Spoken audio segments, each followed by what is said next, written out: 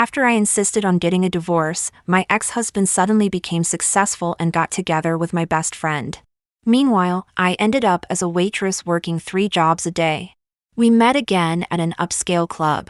My friend said with a hint of pity, "If you hadn't been so adamant about divorcing back then, you'd be the one enjoying the high life now. In the end, your luck always falls just a bit short." He remained composed, holding his new wife's hand, exuding an air of superiority as if he had me trapped in the mud. As others joined in belittling me, making me feel worthless, he finally spoke up calmly. "Chloe Tremaine and I have nothing to do with each other anymore. Please don't lump me in with that sort of person." Ding! webnovel reminds you to click the subscribe button in the bottom right corner to read the complete novel. Everyone thought I would be embarrassed and at a loss. But I remained detached throughout. After setting down the fruit platter, I politely said, "Everything's ready. If there's nothing else, I'll be heading out now." Leo seemed a bit shaken. He stood up and blocked my way. This was our first encounter in the 6 years since our divorce. He was still hung up on the fact that I had left him, determined to get an explanation. Indeed, no one could understand why I had chosen to divorce. Back then, we were the golden couple in the eyes of our elders and friends, married with everyone's blessings. Though we weren't wealthy, Leo was a devoted husband. Everyone around us had nothing but praise for him.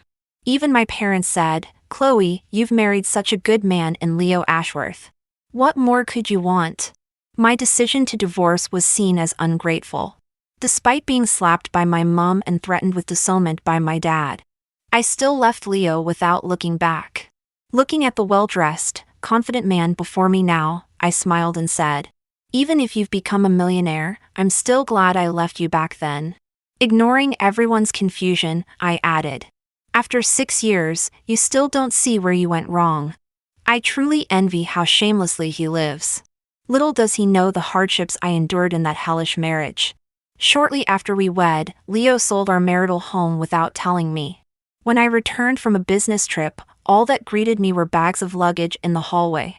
Only then did I realize we no longer had a home. Exhausted and confused, I called him to ask why.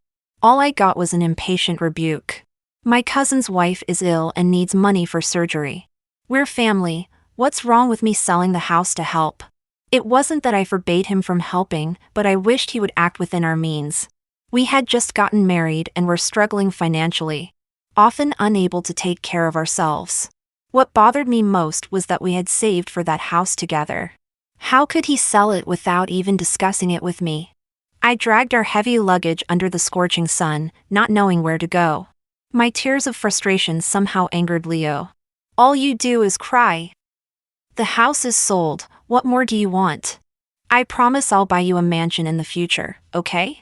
Disregarding my distress, he hung up and took extended leave from work. I thought he was taking time off to find us a new place. Instead, he buried himself in the hospital, caring for his distant cousin's wife. Everyone gave me a thumbs up, saying, "Chloe, your husband is truly the kindest man." Even when the neighbor's cat went missing, Leo would help search late into the night after his overtime work. Despite being exhausted to the point his eye bags were drooping, he ignored my concerns. Only after finding the cat would he drag his weary feet home. Before our marriage, I thought this kind of small matter wasn't a big deal. It just showed that this man was very kind-hearted. But the more time we spent together, the less I could accept his attitude of being full of kindness to others while being harsh to me at home. 3 months after selling our marital home, we could only live in a cramped flat with paper-thin walls. To make matters worse, I became pregnant. The doctor said the placenta previa was quite dangerous and recommended bed rest for 3 months. To take care of the pregnancy, I applied for annual leave. Leo Ashworth thought I was being overly anxious, and also believed his aunt's words that I was just lazy and didn't want to work. Then he brought a group of elderly and infirm relatives to stay at our rented flat, demanding that I take care of them.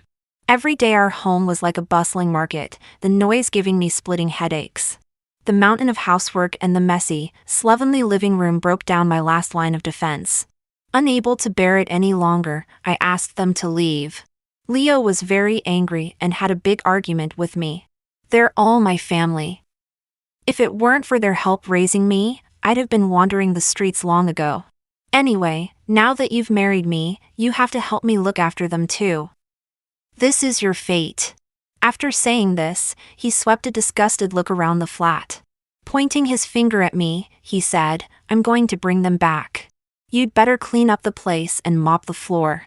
As he slammed the door on his way out, he used too much force and it swung back open. A passing neighbor clicked their tongue and shook their head. "You're only pregnant, not disabled."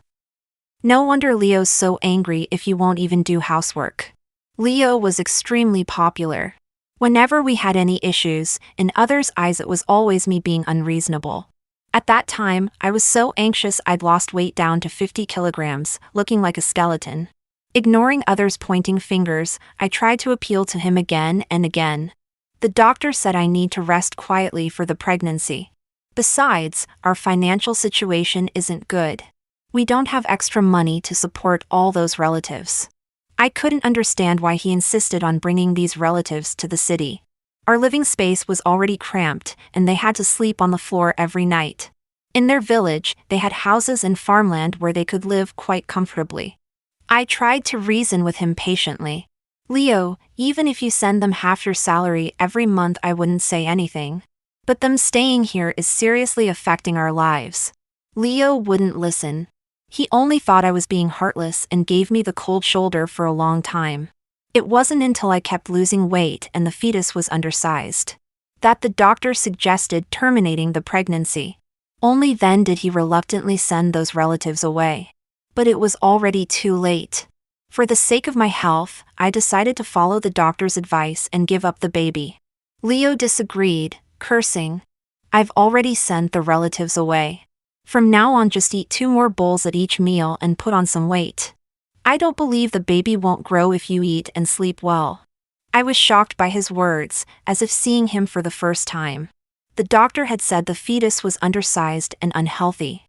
If we didn't terminate the pregnancy, even my life would be in danger. If he cared about me at all as an adult, he couldn't have said such nonsense.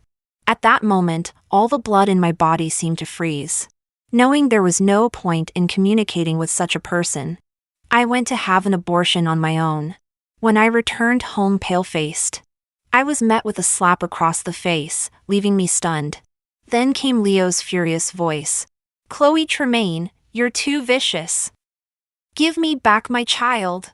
This incident became known throughout the entire neighborhood. Many neighbors came to comfort Leo of their own accord. Though they didn't say it directly, everyone's eyes looked at me with disgust. Some self-righteous do-gooders even taunted me. Poor Leo was so looking forward to the child's arrival. You really must marry a virtuous wife, or even a good man won't be rewarded. Leo could have explained my predicament, but he didn't. Instead, he seemed to relish the sympathy he was receiving from everyone. I suddenly felt too exhausted to speak. I looked at the man who was putting on an act, feeling utterly disappointed. "Are you done pretending?" I asked him. Losing the baby was more painful for me than anyone else. Moreover, it wasn't my fault. "Leo, why did you even get married if you're just going to ruin someone's life?" I questioned. "It's truly unfortunate to be close to you. I won't stop you from being busy loving the world anymore. Let's get a divorce." I packed my things and moved out. Before leaving, I slapped him across the face. He held his reddened cheek but didn't try to stop me from going. He didn't need to intervene because others naturally came to his defense.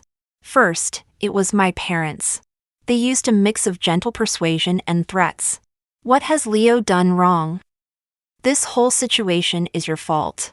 Why did you hide the fact that you terminated the pregnancy from him? It's understandable that he's so upset. Besides, how many sons-in-law would spend their weekend accompanying their mother-in-law shopping?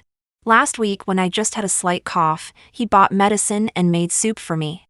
He's like my own child. In short, I forbid you from being cross with him anymore."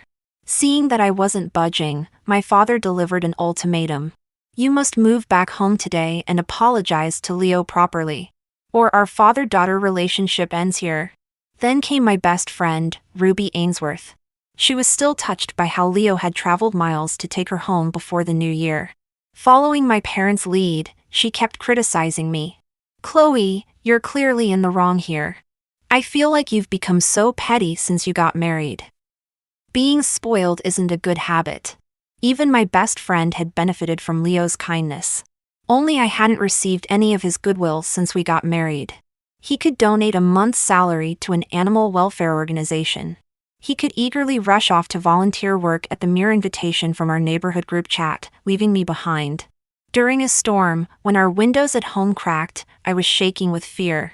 He received a call to accompany a female friend from the neighborhood and left me alone. I told him I was scared. He found me annoying, saying, "What's there to be afraid of? Do you think you're still a child?" After hurting me with his words, he went out into the gale. Even when he fell hard in the fierce wind and fractured his bones, he still struggled to get up and, enduring the pain, went to accompany that female friend. Or like when he promised to accompany me for a prenatal checkup, but ditched me the next second to have dinner with friends. Such incidents were too numerous to count on both hands. Sometimes I truly felt I was worth less than rubbish to him. Disbelief flashed in Ruby's eyes as she continued to berate me. "Chloe, I'm not going to take your side this time either. No matter how willful you are, you shouldn't have terminated the pregnancy." Looking at their faces, I took out the medical report. The doctor said the baby wasn't healthy and couldn't be kept. Can you understand that? It wasn't terminated because of my whims. You're all as stubborn as Leo, never caring about my well-being. Faced with the evidence, they were at a loss for words, finally quieting down. Little did I expect that during the cooling-off period between Leo and me, Ruby would seize the opportunity. She pleaded with Leo to accompany her for a wedding photo shoot, using breast cancer as an excuse. Her noble-sounding reason was, "My life is coming to an end soon. My only dying wish is to have a bridal photo shoot, but I'm missing a groom."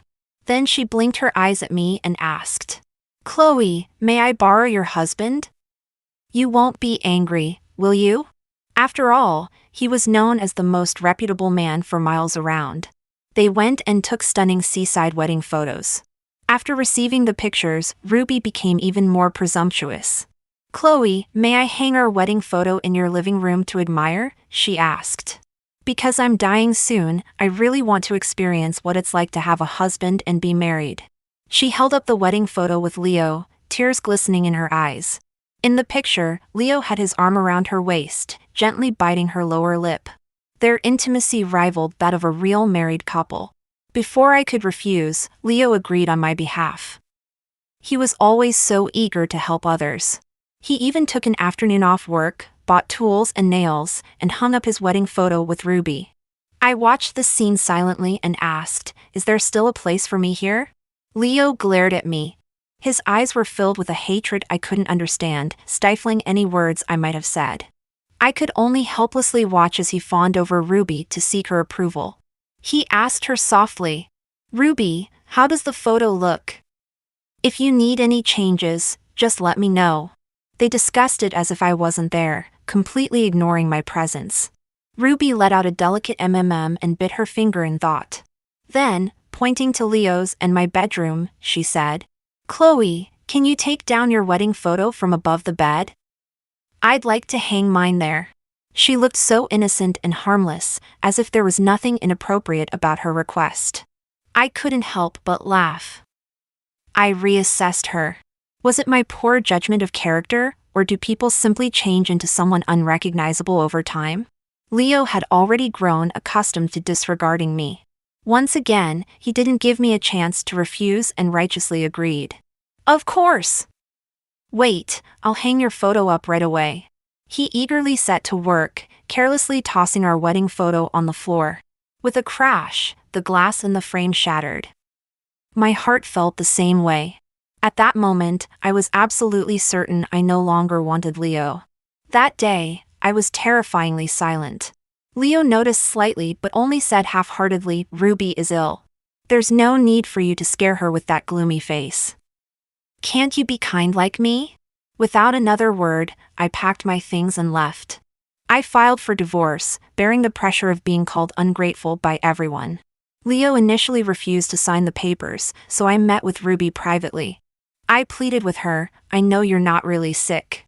You've just fallen in love with Leo and know he can't refuse others, so you're using this method to get close to him. Now, I'm giving him to you. All you need to do is emotionally blackmail him into divorcing me. As expected, everything went smoothly after that. On the day we signed the divorce papers, Leo showed a hint of guilt. I didn't expect Ruby's only wish was to legally marry me. He said. Considering Ruby was ill and dying, he naturally agreed to everything. As we left the registry office, he held me back and said, Chloe, after she passes away, we'll remarry. This is just a temporary separation. I didn't give him a second glance. Facing the wide road ahead, I put on my sunglasses and smiled, welcoming my new life. Changing cities for work, blocking him and our mutual friends all done in one go. Mom and Dad were furious, threatening to disown their ungrateful daughter. They even moved in with Leo and sold their only house to fund his business. It's as if they'd forgotten I was their own flesh and blood. Being betrayed by family like this, it's impossible not to be hurt. Crying, I confronted them, Mom, Dad, I'm your child. What have I done wrong? Mom had been ill before, with multiple surgeries, racking up tens of thousands in medical bills. I worked hard and lived frugally to pay it all off. And Dad's gambling debts, I borrowed money from everywhere to help him clear those too. I've always considered myself a dutiful daughter. I couldn't understand why I couldn't measure up to the small favors Leo gave them, to the point where they wanted to cut ties with me. Dad said, at least Leo does whatever we ask, unlike you, always nagging me about playing mahjong. He despised my assertiveness. He hated how I publicly berated those gambling mates of his, making him lose face. Mom was equally resentful. What's wrong with me enjoying some greasy food? I'm the one suffering from clogged arteries, how is it any of your business? What's the point of living if you can't even enjoy a good meal? Leo would never treat us like this. They were indeed much happier around Leo. Realizing this, I stopped crying, all emotions fading away. In the 6 years since the divorce, I'd thrown myself into work, leading a fulfilling life. If I hadn't run into Leo again, I might have forgotten everything from the past. Leo was still pressing on. Chloe, what did I do wrong? I told you I'd remarry you after Ruby passed away. You're the one who threw a tantrum and blocked everyone, destroying our love. His aura was cold and intimidating. In everyone's eyes, my departure had been an unreasonable drama. I shouldn't have been so hot-tempered. Leo frowned, pulling Ruby Ainsworth close, and told me haughtily, Ruby and I are for real now. You have no chance of coming back to me. Ruby chimed in, even though Leo's successful business was thanks to your parents' savings, it has nothing to do with you. I smiled dismissively, not caring in the least. Suddenly, the door opened and a voice inquired, Chloe? Just dropping off some fruit, why is it taking so long?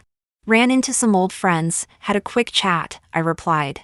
The newcomer was Jeffrey Brown, a shareholder of this club and my fiancé. His family is in the tourism industry, with businesses all over the country.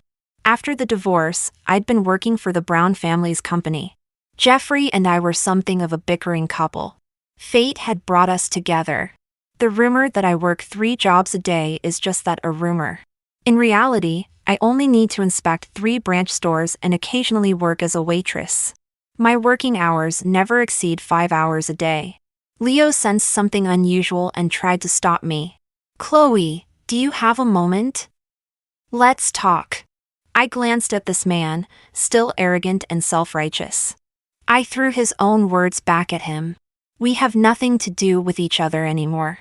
I don't want to be associated with someone like you. Leo was visibly taken aback. Still not giving up, he blocked my way. Don't be like this. We shouldn't be at each other's throats. Where are you living now? Add me on WhatsApp, or come back to London. I can arrange accommodation and a respectable job for you. His sudden enthusiasm made Ruby very jealous. But to maintain her image, she pretended to be generous and advised me. That's right, Chloe. Don't be stubborn anymore.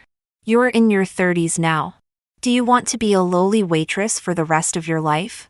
Thank you for your concern, I calmly refused and firmly told them. There's no such thing as a lowly profession. I don't think my job is inferior. Jeffrey kept looking at me tenderly. After I finished dealing with them, he took my hand and held it in his. This scene hurt Leo. Chloe, who is he? He asked, his face expressionless, but his clenched fists betrayed how angry he was. I didn't hesitate to answer, my fiancé. As I prepared to leave, I thought for a moment and turned back to instruct another waitress. Please send some wedding sweets to the guests in this private room. My wedding with Jeffrey was approaching, so we were giving out wedding sweets and biscuits to all customers. The Brown family was quite well known in the area. Leo and Ruby naturally recognized him. They just didn't want to believe I could be engaged to someone from such a wealthy family. After this chance encounter, Leo started appearing in front of me frequently. He even came to deliver some roasted ginkgo nuts, which I used to love, while running a high fever. Chloe, I had some free time the other day, so I picked some ginkgo nuts and processed them myself. I remember you used to love them. I looked at him, exasperated. I don't like them. I only used to collect free ginkgo nuts to help you save money back then. Then I looked at him mockingly, you know very well whether I like them or not. He must have known. He just never bothered to pay attention to what I truly liked. And since ginkgo nuts could be picked up for free all over London, free things were considered the most valuable. Leo stood there awkwardly holding the bag, not knowing whether to put it down or throw it away. After a moment of silence, he finally spoke up guiltily. I'm sorry I neglected you before. If I have another chance, I'm willing to start understanding everything about you from now on. Can you call off your wedding with Jeffrey? It was the first time I saw him show such a remorseful expression. As if something most important had been taken away from him. Or as if he regretted losing something precious. With tears in his eyes, he told me. Ruby lied to me. She wasn't sick at all. My marriage to her doesn't count. In my heart, you'll always be my wife, Chloe. He said that during the 6 years he was deceived, there wasn't a day he didn't want a divorce. But Ruby always threatened to kill herself. After living with Ruby, I realized how wonderful you are. She doesn't allow me to keep in touch with those relatives, doesn't let me help others. And even for small things like driving a female colleague to work, she would scold me shamelessly in public. Leo Ashworth had always dreamed of being a hero since he was young. He liked being in the spotlight and enjoyed being admired by others. So he didn't mind mistreating his family to help outsiders. All just for a few words of praise from others. Ruby had received his kindness and fell in love with this hypocrite. She tried everything to steal him from me, but she's still in the process of taming him. I wasn't very interested in knowing all this. So I stood up to see him out, saying, I'm sorry, but I have an appointment with my fiancé to try on wedding dresses. It's almost time. Leo looked like he had a lot more to say. Suddenly interrupted by me, his face looked quite uncomfortable. Jeffrey is a playboy. He's not right for you. If you marry him, you'll only get hurt in the future. Leo tried every way to stop me from getting married. I felt like I was watching a clown perform. He carefully studied my face. Chloe, come back to me, will you? I'll buy a house in the best part of London and take care of you.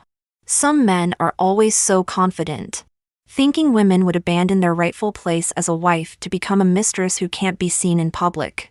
Even if Jeffrey might let me down in the future, he's given me enough security before marriage. Even if we end up divorcing, I can leave with a house and a large sum of money. Moreover, I believe in the man who proposed to me with sincere intentions. I picked up my phone and put it on speaker. From the moment Leo entered, I had called Ruby Ainsworth. Every word he said was heard on the other end without missing a beat. Over the phone came Ruby's nearly hysterical voice. Leo, do you think I'm dead? As long as I'm alive, you'll never be with Chloe Tremaine. She raced over in her car and dragged Leo away. I finally had a few days of peace. After choosing the wedding dress and booking the venue, the wedding day arrived. I just didn't expect my parents would come to my wedding. In the 6 years since we cut ties, they had aged a lot. Without my attentive care, they lived as they pleased. They thought everything would turn out for the better. In reality, my father's gambling addiction worsened. He gambled all night, not only racking up huge debts but also ruining his health, even suffering a minor stroke due to cerebral hemorrhage. My mother, on the other hand, indulged in binge eating every day, her whole body swollen like a balloon. As soon as she saw me, she burst into tears and tottered towards me. "Chloe, you're so heartless. After all these years, no matter how much you hated us, shouldn't you have gotten over it by now?" The reception echoed with heart-wrenching complaints. They resented me for getting married in secret. I stood there, feeling embarrassed. My father choked up as he reproached me. "If Leo hadn't told us, were you planning to hide from us for the rest of your life?" I led them backstage with a stern face. "Getting straight to the point," I said. "Who was it that firmly declared to cut ties back then? I respected your decision. Why put on this hypocritical act now? Instead of accusing me of being unfilial, why don't you reflect on whether you've been qualified parents yourselves?" If they had come to make a scene after the wedding, I could have overlooked it. But they shouldn't have appeared during the ceremony, crying and wailing. It did nothing but make me a laughingstock. My mother ignored me and turned to earnestly persuade Jeffrey. "My good boy, listen to this old woman's advice. Chloe isn't suitable for you. It's better to cancel the wedding while you still can." "That's right," my father chimed in. "Not only is Chloe divorced, but she also abused her child. Her body might be too damaged to have children in the future." The couple sang in harmony, determined to ruin the happiness I had worked so hard to obtain. Unfortunately, they underestimated my taste in men. Jeffrey was very protective. His face immediately darkened. He retorted word by word, "You don't care about Chloe's past misfortunes, that's one thing. But to use them to slander her? Are your hearts made of stone?" My parents tried to argue. Jeffrey shouted angrily, "Enough. If you're here to give your blessings, then sit down and have a toast. Otherwise, I'll have someone throw you out." My parents fell silent instantly. They pushed each other, seeming to have something to say. I immediately guessed they had come with instructions from Leo Ashworth. Sure enough, the next second I heard my mum say, "Chloe, I'm not trying to stop you from remarrying, but have you thought about Leo? He's been waiting all these years for you to come around. Your dad and I have been hoping you two would get back together. The original lid always fits the pot best. You're still so young, you'll realize later how much you lose by not listening to your elders." As far as I knew, after Leo married Ruby, he had kicked my parents out. Now my parents were renting a cramped little flat, living off the charity of others. Only if I agreed to remarry Leo would they have grounds to make him support them. Compared to Jeffrey, whom they didn't know, they naturally preferred Leo, who had the image of a nice son-in-law. I didn't waste any more words and said directly, "I'll give you a choice now. If you leave right away, I'll support you in the future. If you continue making trouble, I'll have someone throw you out. Let me remind you, there's only one consequence to angering me: neither Leo nor I will support you in your old age." My parents just wanted to enjoy their retirement in peace. Since I was willing to make that promise, why bother currying favor with their ex-son-in-law? Seeing that I would never go back to Leo, they wavered. The two of them hid in the bathroom to discuss for a while and finally decided not to make trouble. But to prevent me from refusing to support them later, they drew up a contract as proof. Once everything was settled, the wedding could finally proceed smoothly. After the honeymoon, I found a lawyer and sued Leo Ashworth. Back then, he had tricked my parents into selling their house to fund his business. But afterwards he didn't fulfill his responsibility to support them in their old age. I might not win this lawsuit, but I would keep suing him. Even if I could just use the pressure of public opinion to deny him a moment's peace, that would be good enough. Ruby was the first to crack. She came to me and said, "Chloe, your parents were the ones who willingly gave Leo the money back then, no one forced them. Withdraw the lawsuit now. We're both wealthy wives now, it's not just my reputation at stake if this gets ugly, but the Brown family's face too." She must have had a tough time these years. Her face had grown fierce, her whole demeanor on the verge of attack. I looked at her quietly, trying to see something in her. Finally I spoke softly, "I've always wanted to ask, why did you do that to me? We were best friends for 15 years. Can you tell me why you betrayed me for a man? And in such a disgusting way too. Compared to the hurt Leo caused me, the knife she plunged into me was the most painful. I felt so disappointed, thinking we shouldn't have ended up like this. Ruby's face was cold, but tears welled up. You think you're so innocent? I met Leo first, and I confessed to him first. Even though he rejected me, when I kissed him, he accepted it willingly and enjoyed it. If you hadn't shown up, I would have won him over sooner or later. It was because you suddenly appeared that he started avoiding me. By the time I realized what was happening, you two were already together. Do you know how much I hated you? So I secretly swore. If I couldn't have Leo, you wouldn't either. Hearing this, I was completely stunned. I had no idea about this episode at all. If I had known Leo had such a history with her, I would never have gotten involved in this mess. I said angrily, you have no right to blame someone who knew nothing about it, and you dare say you hated me? You knew Leo had this kind of private relationship with you. Yet you watched me jump into the fire with your eyes wide open. The humiliation of being deceived all these years pierced me like a sharp sword, leaving me wounded all over. I suddenly felt the urge to vomit. Ruby sneered. What difference does it make if I tell you? Would you break up with Leo for my sake? You're not that noble. How do you know I wouldn't? I looked at her with disappointment. I would. Besides myself, you're the person I care about most in this world. My parents didn't give me much love because I was a girl. Ruby was the first person who ever showed me kindness. That's why I've been immensely grateful to everyone who approached me with goodwill. She underestimated my loyalty to friends. If I had known Leo was the man she loved, I would never have touched him, 100%. Ruby, your presumptions have caused me so much pain, and they've ruined you too. I sighed, left with nothing but a bitter smile.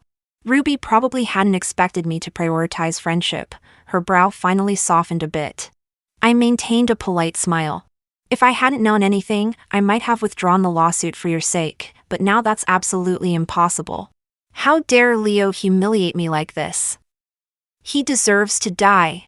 I started by exploiting his reputation for being helpful, gathering all my relatives to go to his door asking to borrow money.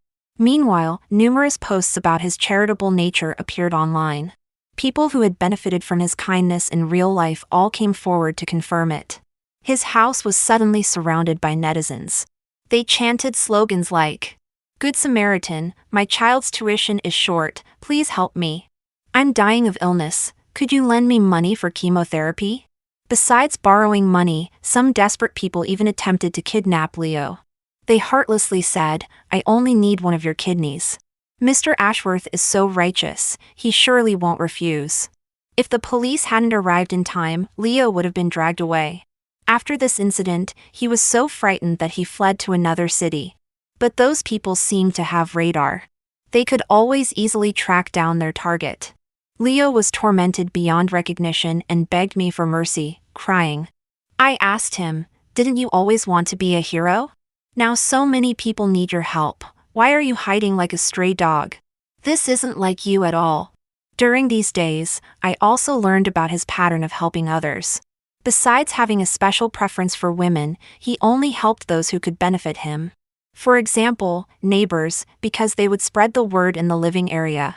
He could hear praise every day and receive many admiring glances. But now, that pleasure of helping others was gone. Leo was left speechless by my retort. I couldn't be bothered to waste my breath and threw him an agreement. Either return the money you tricked my parents into selling their house for, or I'll continue to have people harass you. Next time, those people won't just surround your home. And your workplace will be overwhelmed too. After saying this, I gently caressed my still flat belly. With a loving expression, I smiled slightly and said, "After all, I'm nurturing a pregnancy now, I have plenty of time to play with you." Learning about my pregnancy, Leo found it hard to accept. He laughed bitterly in self-mockery, then looked up with tears streaming down his face. "Chloe, I've really lost you. How did we end up like this? I've always loved you. I was only in a fake marriage with Ruby." Is that really so unforgivable? Leo seemed to have lost all his strength, collapsing in front of me. I remained cold and indifferent, showing no empathy whatsoever. Time passed. He got up, composed himself, and signed the agreement to repay the money. Seeing my genuine disinterest in him, he finally lost all hope. I got back the money from my parents' house sale as I wanted. I deposited this money into my own account, only giving them $500 monthly for living expenses. This was to prevent Dad from gambling again and Mom from binge eating. When they found out, they threw a huge fit. They felt I shouldn't have been so ruthless to Leo, telling me selling the house to help Leo start his business was our choice. We never intended to ask for the money back. He's such a good person, worth us giving everything to help him. And then what? I asked coldly. If he's so good, why were you kicked out? Besides, you gave all the money to Leo, yet expect me, your only daughter, to support you in your old age. Isn't that a bit cruel to me? Am I some kind of worthless person? I'm not someone to be pushed around. We can go to court if needed. I'll pay the minimum required by law. I heard food can be used as payment for elderly care. I don't mind buying a few hundred bread rolls each month to support you. With this small threat, my parents quieted down completely. There are many children unwilling to support their parents, let alone an ex-son-in-law willingly caring for former in-laws. After realizing this, they became much more pleasant towards me. Later, they suggested coming to my city to look after me during my pregnancy, claiming to mend our relationship. I didn't agree. I felt some people are destined to have a shallow bond with their parents. Forcing to live together would only end in mutual destruction.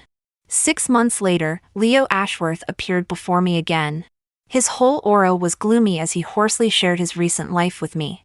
For the divorce, I agreed to leave empty-handed to Ruby. But before finalizing it, I secretly donated all our assets. We both ended up with nothing, serves us right. But I feel a long-lost freedom, as if having nothing isn't so hard to accept. Ruby is too ashamed to see you, so she asked me to apologize.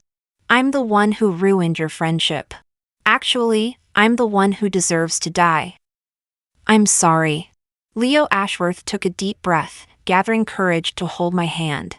He sincerely asked, Chloe, can we start over? Is it too much if I beg you to divorce Jeffrey? If I still have a chance to be with you, including the child in your womb, I would treat them as my own. I laughed silently. I really don't know how he could say such things. I replied, I don't have a habit of dwelling on exes. When love is gone, it's gone. I only remember the hurt I've endured. Even now, I don't have the right to forgive Leo on behalf of my past self. Chloe, he softened his voice. I no longer have interest in helping others. I will put my loved one first. I won't let you feel lonely again, I won't abandon you during a storm again. In the end, he couldn't help but cover his face and cry. Because he knew clearly that no matter how many words of reconciliation he said, there would never be a chance between us again. I didn't even have the desire to mock him, calmly waiting for him to finish crying. Until Jeffrey came to pick me up for dinner. Then I stood up and left without looking back.